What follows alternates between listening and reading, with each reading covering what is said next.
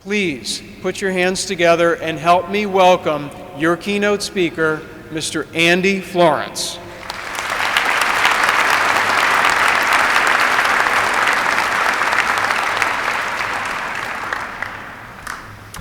Thank you, President Rao. I'm grateful that you and the Board of Visitors have given me this opportunity of sharing the final address with the Virginia Commonwealth University Class of 2019.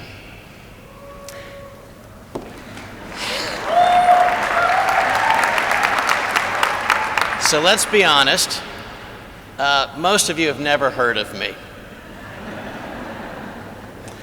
Perhaps you've seen the new office down there on the river here in Richmond, or you've seen ads for apartments.com featuring Jeff Goldblum. I bet you assume that I'm a big donor or a friend of President Rao's. No matter what, you're probably thinking, why is some Princeton guy speaking at the VCU commencement? And you're definitely thinking, when is he going to get off the stage? The good news is I will be brief, and hopefully I'll prove your assumptions about me wrong, or at least partially wrong. After all, I am a donor, I did go to President, I am friends with President Rao. But before I was any of those things, before I built a successful company, decades ago, I started my life from the humblest of beginnings. I was the opposite of a big donor. At the age of 7 years old, I was a homeless kid right here in this very neighborhood. I had missed more than 2 years of school. On an April morning in 1971, just blocks from here, the Richmond police took custody of me. That was the last time I would ever see my mother. I'll never forget a compassionate policeman who took me to McDonald's for dinner that night. Sitting there back then, it would have been hard for that officer to imagine that disheveled child he was trying to help would one day be here with you receiving an honorary doctorate.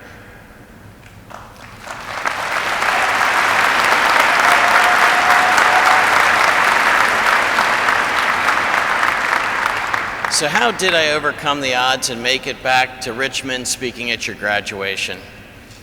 Well, with the support of others, with a lot of luck, with a great education like the education you have, and with a lot of hard work, more hours than you can imagine. By the time I was 11, I was earning enough money to support myself, and by the age of 12, I had applied to and somehow gotten into a music school in New York City. In addition to studying, sports, and experiencing the city, I spent 40 hours a week practicing and performing choral music. It was a lot of hours for a kid, but learning to strive for perfection and to loathe mediocrity was an invaluable lesson. We had the chance to sing for the Pope, the Queen, and the President. Getting closer to perfection is a joyous experience, and I hope it's something that you all strive for your entire lives. All the while, I washed laundry for the other 7th graders to earn money for my living expenses. But every free minute, I found myself sitting at the school's computer. That school in New York happened to have one of the first computers of any school in the country because the father of one of my classmates worked for Bell Labs. It was pure luck, and I took full advantage of it, learning the skill that would pave the way for everything that would come next for me, coding. I love that with coding that you start with nothing and you can create just about anything you can imagine. I started that school years behind my grade level, and I finished years ahead.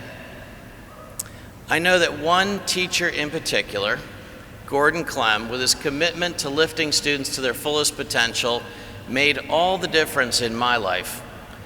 Decades later, I wanted to let him know what a positive impact he'd had on my life. So I donated the money to build a school in Vietnam, and I named it the Gordon Clem School. When I told him this at his 80th birthday, I was a little disappointed. He said, "That's nice." I didn't think he knew I was serious. He passed away shortly afterwards, so I never had the chance to try to tell him again.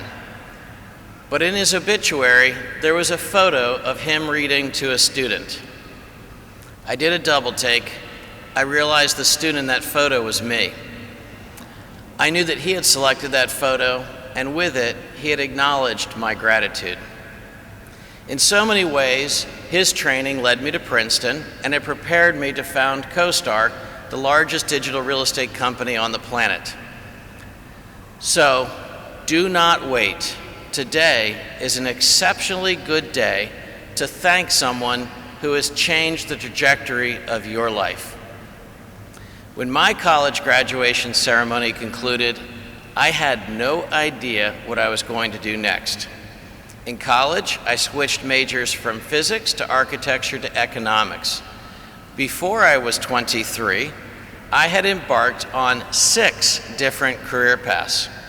I was everything from a soldier to a real estate developer, and I had no real idea, or perhaps too many ideas, as to what I was going to do with my life.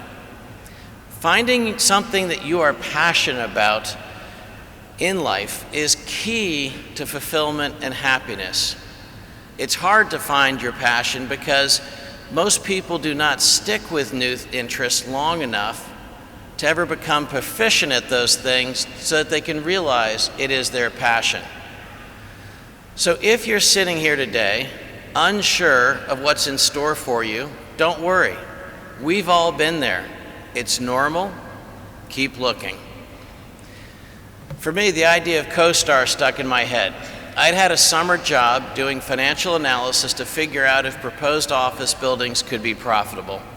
Before the widespread use of computers, there was no place to find information on what building prices were. It was difficult to understand investments in commercial real estate, and without that crucial information, it was hard to see what was going on. My idea was real simple.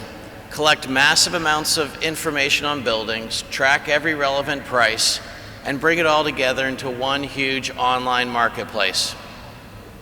Now let me pause to say, I know it can sound arrogant for a 22-year-old to think he can disrupt a $1 trillion industry. And that was especially true back when Google wasn't a word, tweeting was something birds did, and Uber was a synonym for very. Why should I think I had a great idea no one else had ever thought of? In music school, I used to wonder if all the great melodies had already been written. So many more brilliant musicians had come before me. Now I know that mathematically, it would take you 2.6 trillion years to play every 10-note melody possible. If you'd been there at the Big Bang and started playing every possible tune, by now you would have played less than 1% of the possible melodies. The point is, the vast majority of great melodies are yet to be played. The majority of great paintings have yet to be painted. The majority of great companies have yet to be founded, and the most powerful ideas have yet to be imagined. I captured one new idea no one had thought of, and each of you still has exactly the same opportunity that I had. I became passionately engrossed in making my idea reality. I put everything into that effort, working 120-hour work weeks, building CoStar day and night. All I had in my bank account was $5,000 I'd saved up from college jobs. And to start the business, I had to borrow $5,000 from my father. That's not a Donald Trump $5,000 loan. When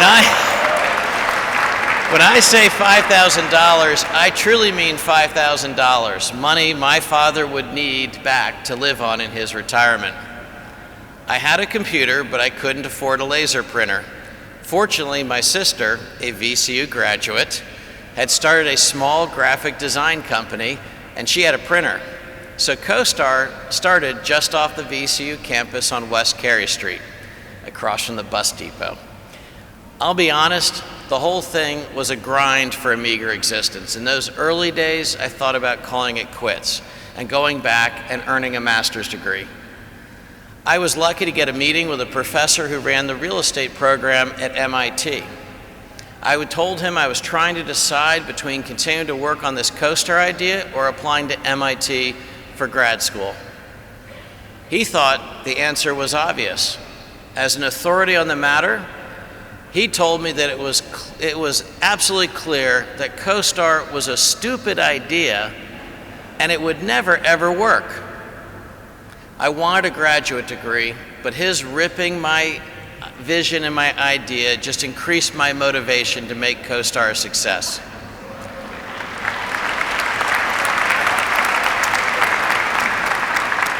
So I kept grinding it out. After a year or so, my work looked like it might pay off. A company offered to buy the code I'd written for $500,000. I was thrilled. I couldn't sign the contract fast enough. But a lawyer from the law firm I hired to sell the company believed in my vision for CoStar and convinced me not to sell the company, but rather to stick with it. He invested several $1 million into a 23-year-old's idea. If that sounds crazy, it was. He invested every dollar he had or could borrow into the company. He even took out a second mortgage on his house without telling his wife. That's dangerous. So I hope you will keep your eyes open for the people who will change the trajectory of your lives. We built our first product and we were so excited to present it to the leaders of the Washington commercial real estate community. I thought they would instantly recognize the brilliance of it and sign up for it right away. But wow, was I surprised when the CEO of the largest firm in town stood up and just started screaming at me at the top of his lungs. And he was a big guy. He yelled something like, "You arrogant brat, you have the nerve to show up here and think you're going to control the information." He used many more words that are wholly inappropriate for a commencement address on Mother's Day weekend. But the bottom line is, he promised to drive CoStar out of business. Not everyone was excited about the potential to take commercial real estate from offline, opaque and efficient, to online, transparent and efficient. The internet would bring big changes to real estate, and the old guard feared it, and they would fight it. But we never gave up. I just kept grinding. I racked up 3 million miles of air travel at 450 miles an hour average. That means I've spent 3 years of my life at 20-some thousand feet, 30,000 feet. In the lead up to our IPO, I was traveling to so many cities in so many days that one morning I woke up in a hotel with no idea where I was. I didn't recognize the area code on the phone. I looked out the window and just saw trees. I thought the newspaper might help. Nope, USA Today. Finally, I had to make that horrible phone call to the front desk and ask, "What damn city am I in?" But if you ask me, has it been worth it? Well, what do you think? I have had a blast watching visions and imagination grow into reality. Reality that helps people. Over 500 million people used our products last year, and 14 million people moved into a new apartment they found on apartments.com last year. Who would think that homeless kid from Richmond would grow up and help tens of millions of people find good homes every year?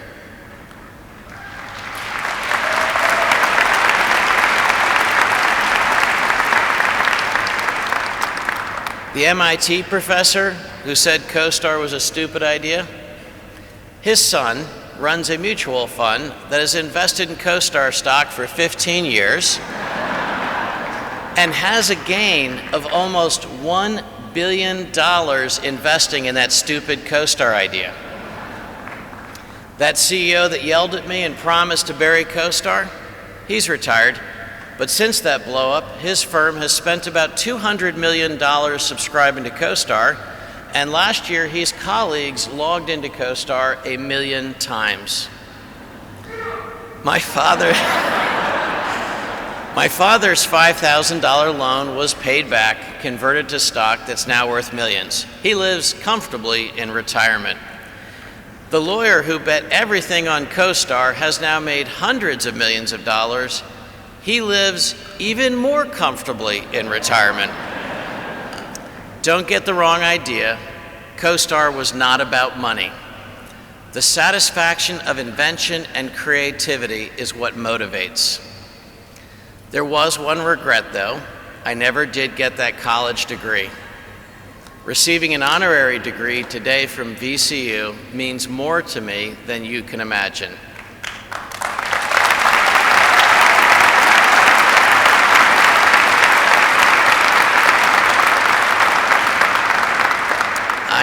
I am honored to be a classmate of the class of 2019.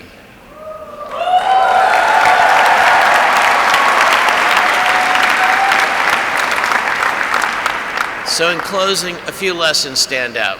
Ultimately, I think I was lucky in some way to be challenged by adversity. We all face adversity.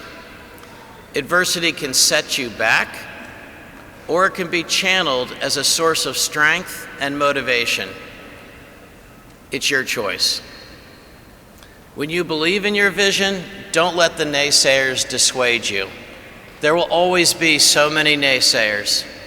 Work as hard as you possibly can to achieve your dream. And the final lesson, any success I ever achieved was only achieved with the help of others. I am the beneficiary of great teachers, colleagues, investors, clients, family, and friends. They've made the most meaningful things in my life possible. Look for, respect, and nurture the relationships that you'll need to build your future. Every single one of you has the capacity to achieve greatness. You have now earned a degree from one of America's great universities. You should leave here feeling really proud of what you've accomplished and be so optimistic about your future. Congratulations to you all and to your families. I'm honored to have been a small part of this momentous occasion of your lives. Thank you all.